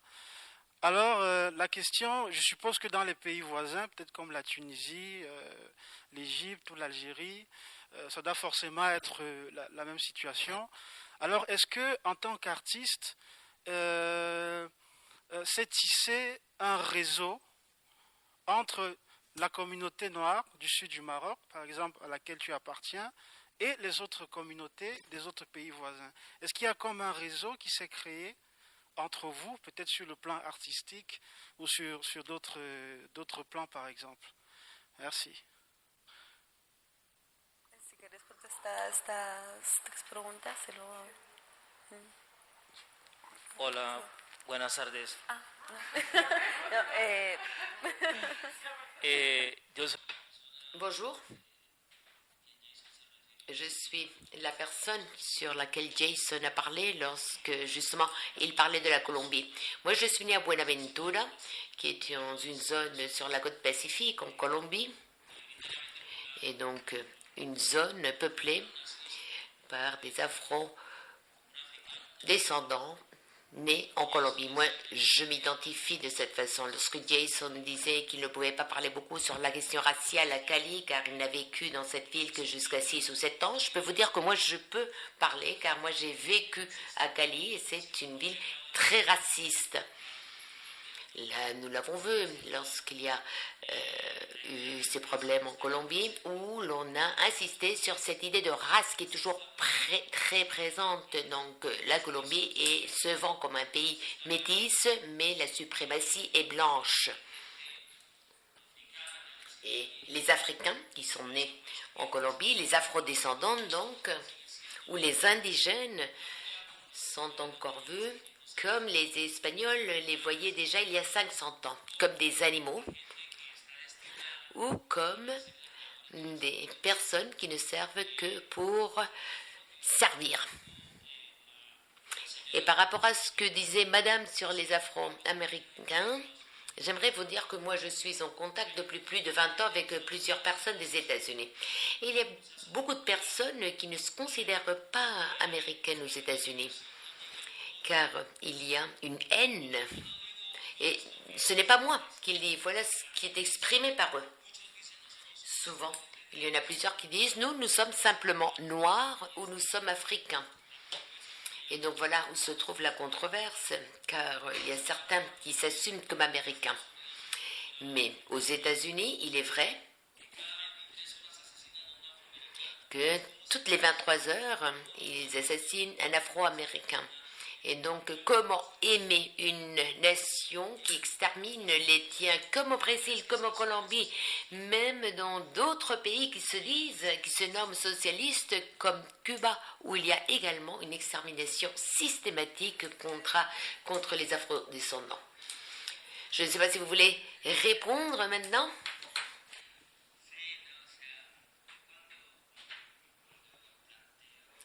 Oui, évidemment. Moi, lorsque je vous parlais sur tout cela,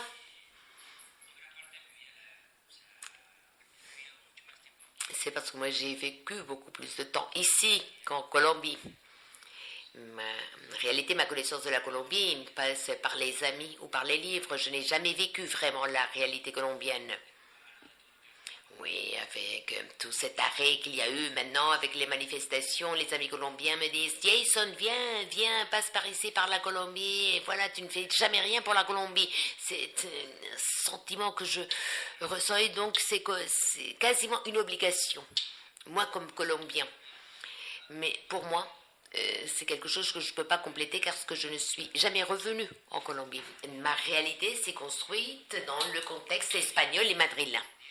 Lorsque j'affirme que je suis un afrodescendant en Espagne, j'essaye, non, mes petites possibilités, que cette identité ne s'enracine pas l'identité patriote de l'Espagne qui est énormément intégrationniste et qui laisse de côté tout ce qui représente le fait d'être afro. Donc ce n'est pas une acceptation de la diversité. Donc pour s'accepter espagnol, il faut nier notre partie différente. C'est ce qui se passe justement avec votre fille.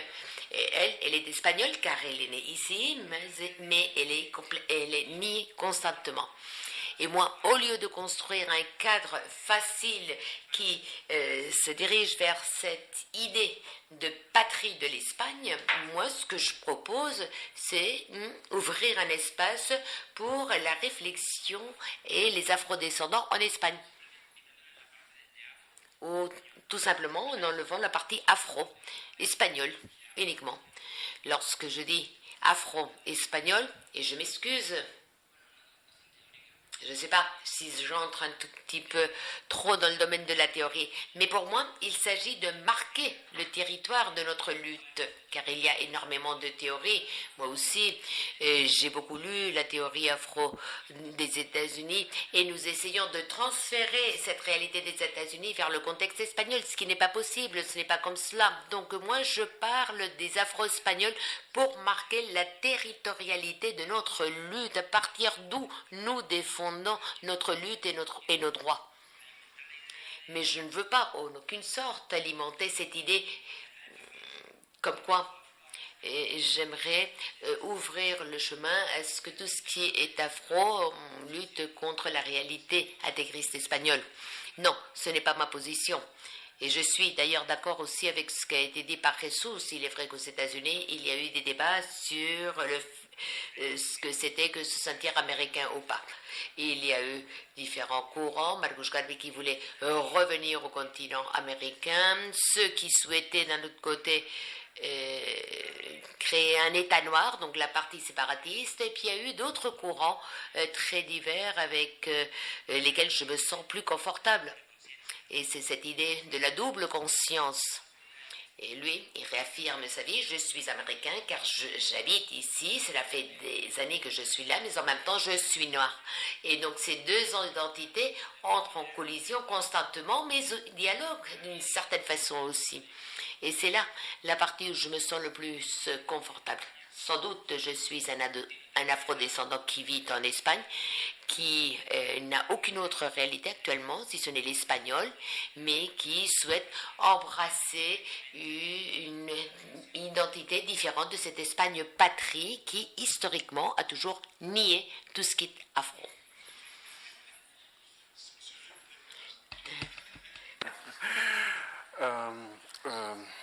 Merci pour ces questions.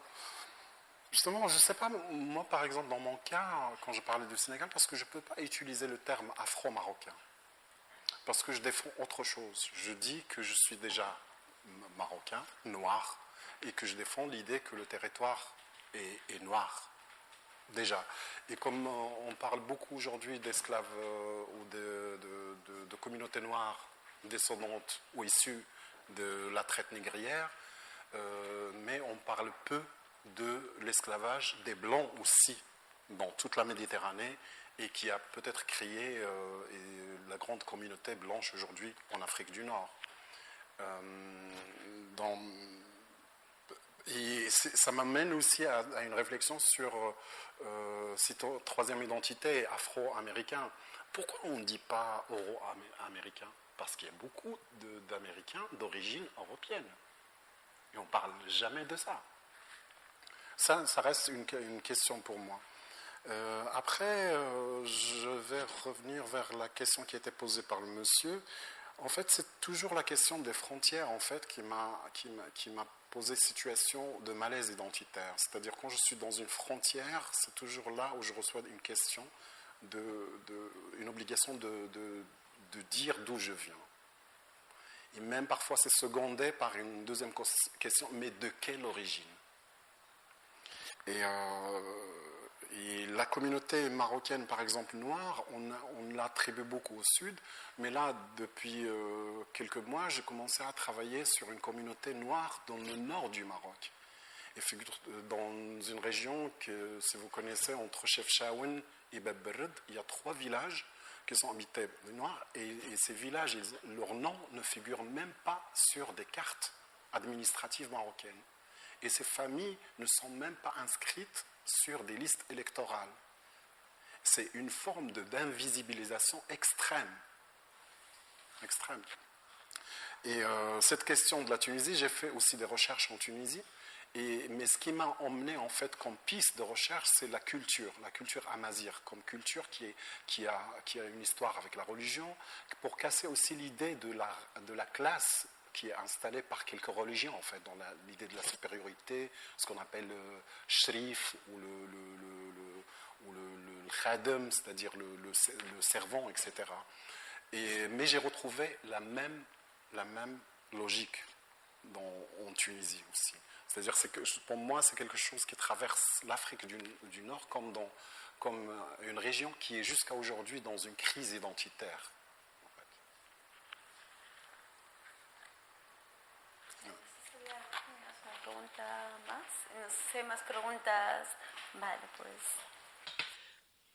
Je ne sais pas s'il y a d'autres questions. Oui, très rapidement, car c'est déjà tard. J'aimerais vous remercier et remercier votre présence et vos interventions tellement riches, et puis donner une contribution légale et de classe. Jason, justement, tu en parlais, ces espaces où l'on peut créer des alliances, cet espace d'afro-conscience que vous travaillez. Et pour le cas particulier du Maroc, justement, Jason en parlait, et il parlait comment la frontière réelle avec l'Afrique se trouve au Maroc. Et le Maroc, c'est justement ce qui place actuellement cette muraille infranchissable face à l'Europe. Est-ce qu'il y a un type de travail que l'on peut réaliser en créant des alliances avec les personnes de l'Afrique noire, de l'Afrique subsaharienne, qui restent pendant des mois et des années au Maroc avant de pouvoir passer en Europe? Et il s'agit de communautés qui légalement ne sont pas marocaines, effectivement. Et donc je ne sais pas s'il existe une stratégie commune. Donc si d'après ton travail, Mbarek, il ne s'agit pas uniquement de recollecter cette identité historique et noire marocaine, mais comment lier tout cela avec la présence de toutes ces personnes noires en provenance des pays subsahariens qui se trouvent dans des conditions vraiment très vulnérables et très difficiles et qui passent au Maroc énormément de temps avant de pouvoir passer vers l'Europe. Est-ce que dans ton travail, tu as créé des liens de la même façon que tu dis que tu as travaillé au Sénégal ou avec la Tunisie? Donc, est-ce que tu as travaillé avec ces communautés qui passent par le Maroc sans voyage vers l'Europe?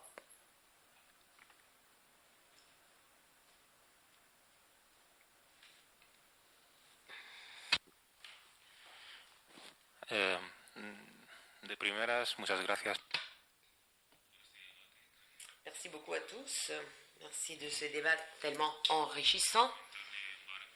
Et j'aimerais souhaiter la bienvenue à Mbarek à Madrid. Et ma question s'adresse justement à Mbarek.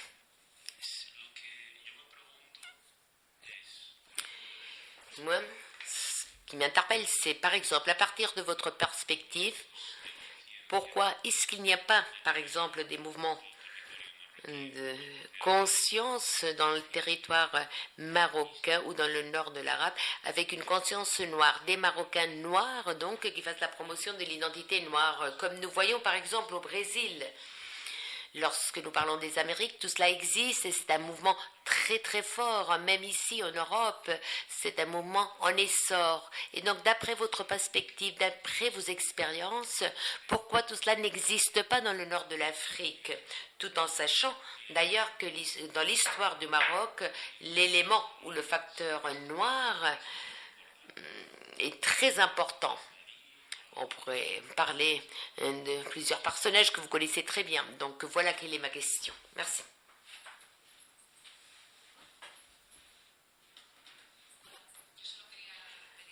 Bonjour. Moi, j'aimerais vous redemander les références des textes qui ont été cités par Jason, donc pour prendre note de tous ces textes. Merci. Bonjour, merci à tous. Salam alaikum, Mbarak.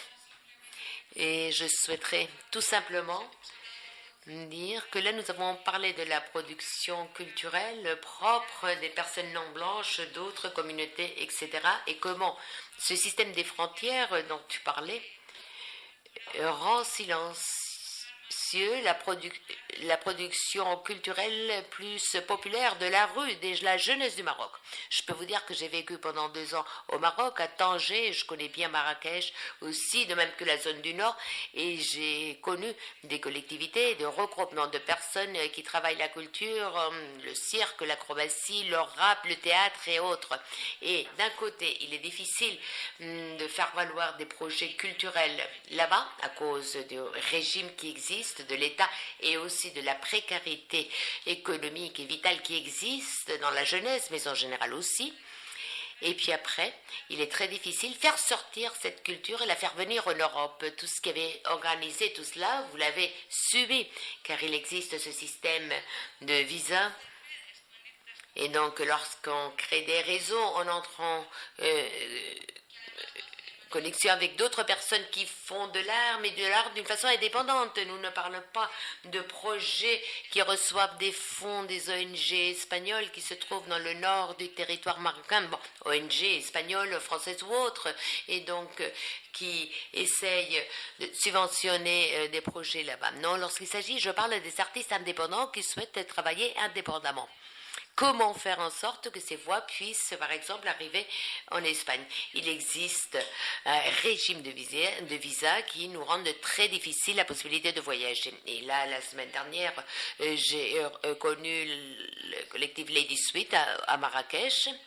Et souvent, on offre ces jeunes artistes, pourquoi ne viens-tu pas en Espagne ou en Allemagne, car ton travail est très intéressant, et finalement, ils n'arrivent pas à sortir du Maroc. Ils aimeraient, mais ils n'arriveraient pas à sortir, ou ils aimeraient sortir sans suivre la tutelle des associations de la gestion culturelle des Européens. Voilà ce que j'aimerais partager. Merci. Shukran.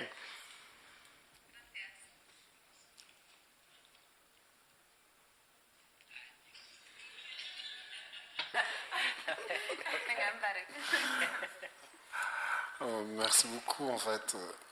Je vais essayer de répondre plus ou moins à toutes les questions, ou ce que je reconnais un petit peu comme ça, en introduisant par quelque chose qui m'a toujours intrigué, que je n'ai jamais compris. Pourquoi on appelle quelqu'un qui vient de l'Afrique vivre en Europe un immigré, et pourquoi on appelle un Européen qui va vivre en Afrique d'un expatrié. C'est déjà 2 statuts qui changent la donne, en fait, qui changent la vision, qui changent la donne, qui changent beaucoup de choses, en fait. Le Maroc est une réalité aujourd'hui. Il fait un peu policier de la frontière. Il ferme la frontière. Il devient par conséquence une terre d'accueil. Qu'est-ce qu'il a proposé aujourd'hui? Qu'est-ce qui se fait?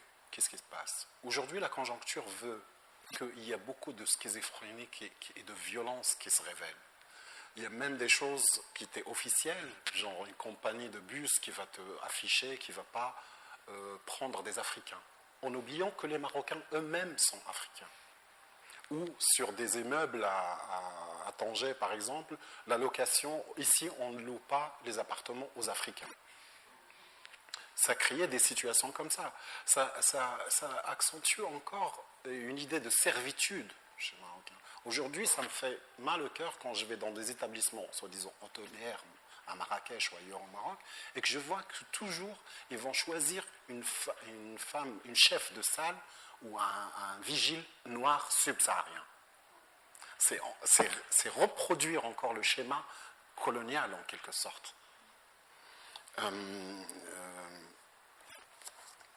C'est vrai que, oui, il y a beaucoup de blanchiment dans l'histoire du Maroc. Youssef Ben Tachfin, qui est des Allemands ravides, qui est arrivé jusqu'en Espagne, c'est un noir. Beaucoup de personnages dans l'histoire du Maroc sont noirs, mais on n'en parle pas aujourd'hui. Il y a une sorte de blanchiment. Même dans la tradition iconoclaste de représentation occidentale, tout ce qui est avant même l'orientalisme, le Moro, le Moriche, il était noir, représenté en tant que noir. Du coup, moi je me pose toujours la question, qu'est-ce qui s'est passé à un moment donné? Qu'est-ce qui s'est passé à un moment donné pour être fasciné par cette blancheur et blanchir les personnages de l'histoire un peu du Maroc? Et aujourd'hui, je crois que c'est quelque chose qui freine aussi l'élan de la construction ou la co-construction possible au Maroc. Parce qu'on reste sur l'idée de victimisation, on se victimise en tant que pays qui a été colonisé, mais on oublie qu'on a colonisé une grande partie de l'Afrique, qu'on a volé l'histoire d'une grande partie de l'Afrique. Les Almoravides, c'est une dynastie qui est partie de la Mauritanie actuelle. Le Mansour Dahbi des Almohades est devenu Dahbi parce qu'on a volé l'or de Gao, du royaume de Gao. Je crois que si on change cette donne, on sera dans une sorte déjà de guérison et de vision et de rapport entre espérés. Pour les personnages, pour les mouvements, il y a quelques, mais c'est timide. C'est vraiment quelques voix, mais qui sont timides. J'ai eu la chance de faire quelques recherches en Tunisie et de croiser un personnage dans l'histoire de la Tunisie qui s'appelle Slim Merzoug, sur lequel vraiment j'ai fait une pièce autour de lui. Et Slim Merzoug, c'est un noir tunisien qui était parti avant l'indépendance de la Tunisie faire ses études en Europe. Et après, il a eu un passage aux États-Unis où il a côtoyé les Black Panthers, etc. En retour, en Tunisie nouvelle, bourguibienne, avec la Nouvelle République, il est allé voir Habib Bourguiba pour lui proposer d'avoir un poste, contribuer à la création de cette Nouvelle République. Et Bourguiba lui a répondu tout simplement, je vais t'envoyer comme ambassadeur de la Tunisie chez les Noirs, chez les Tibes.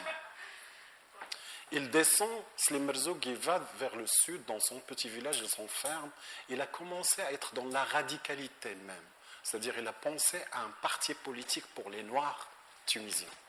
Et c'était le motif par lequel il était capturé par le régime tunisien. Il était interné dans un asile psychiatrique. La psychiatrie, c'était une arme aussi dictatoriale. Jusqu'à ce qu'il ait été libéré en 2001, 3 mois après il est mort. Voilà. Il y a beaucoup de réalités comme ça.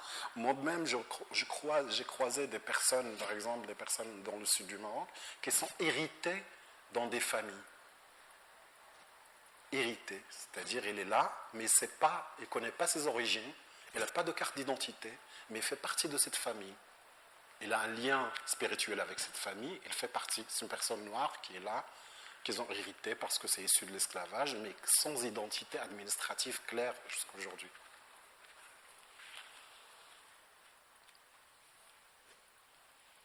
Yo creo que no tenía ninguna pregunta para mí.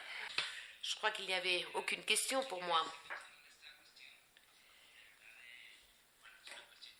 Mais je réfléchis quasiment tous les jours à cette question sans jamais trouver une solution. Et tout cela est résumé dans un de mes poèmes avec un titre important qui est autocritique identitaire. Et encore une fois, nous nous excusons les interprètes, mais nous ne pouvons pas traduire la poésie. Merci. Bravura patriótica, mucho menos un discurso cerrado y monótono.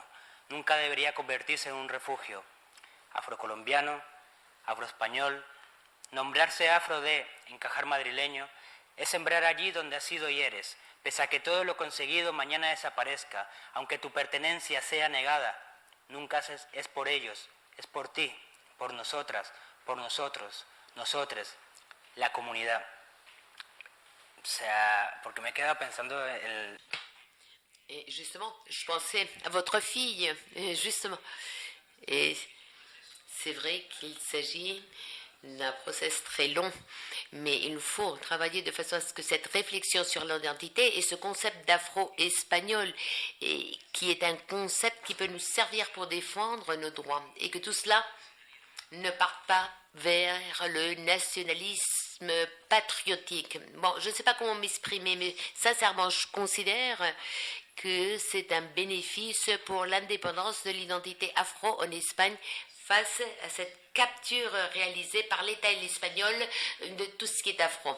Nous sommes ici, nous allons nous construire ici et je considère qu'il va falloir résoudre ou créer une construction de la communauté afro ici en Espagne et essayer de démontrer continuellement que nous sommes espagnols. Ne dépensons pas notre temps à démontrer cela. Essayons de travailler d'une autre façon, construire et défendre les droits des personnes afro en Espagne. Donc oui, c'est vrai que c'est un débat très compliqué. Je sais qu'aucune question ne m'a été posée à moi directement. Ah, les références. Oui, si tu veux, tu peux me passer ton courriel et puis je te passe toutes les références. Bon, je pense que justement, clore avec un de tes poèmes me semble parfait, finir en beauté.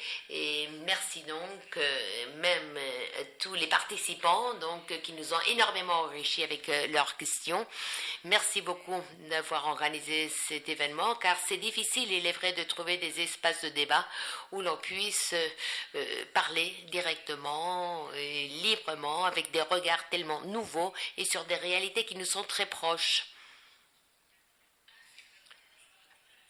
Pardon. Merci aux interprètes aussi. Merci.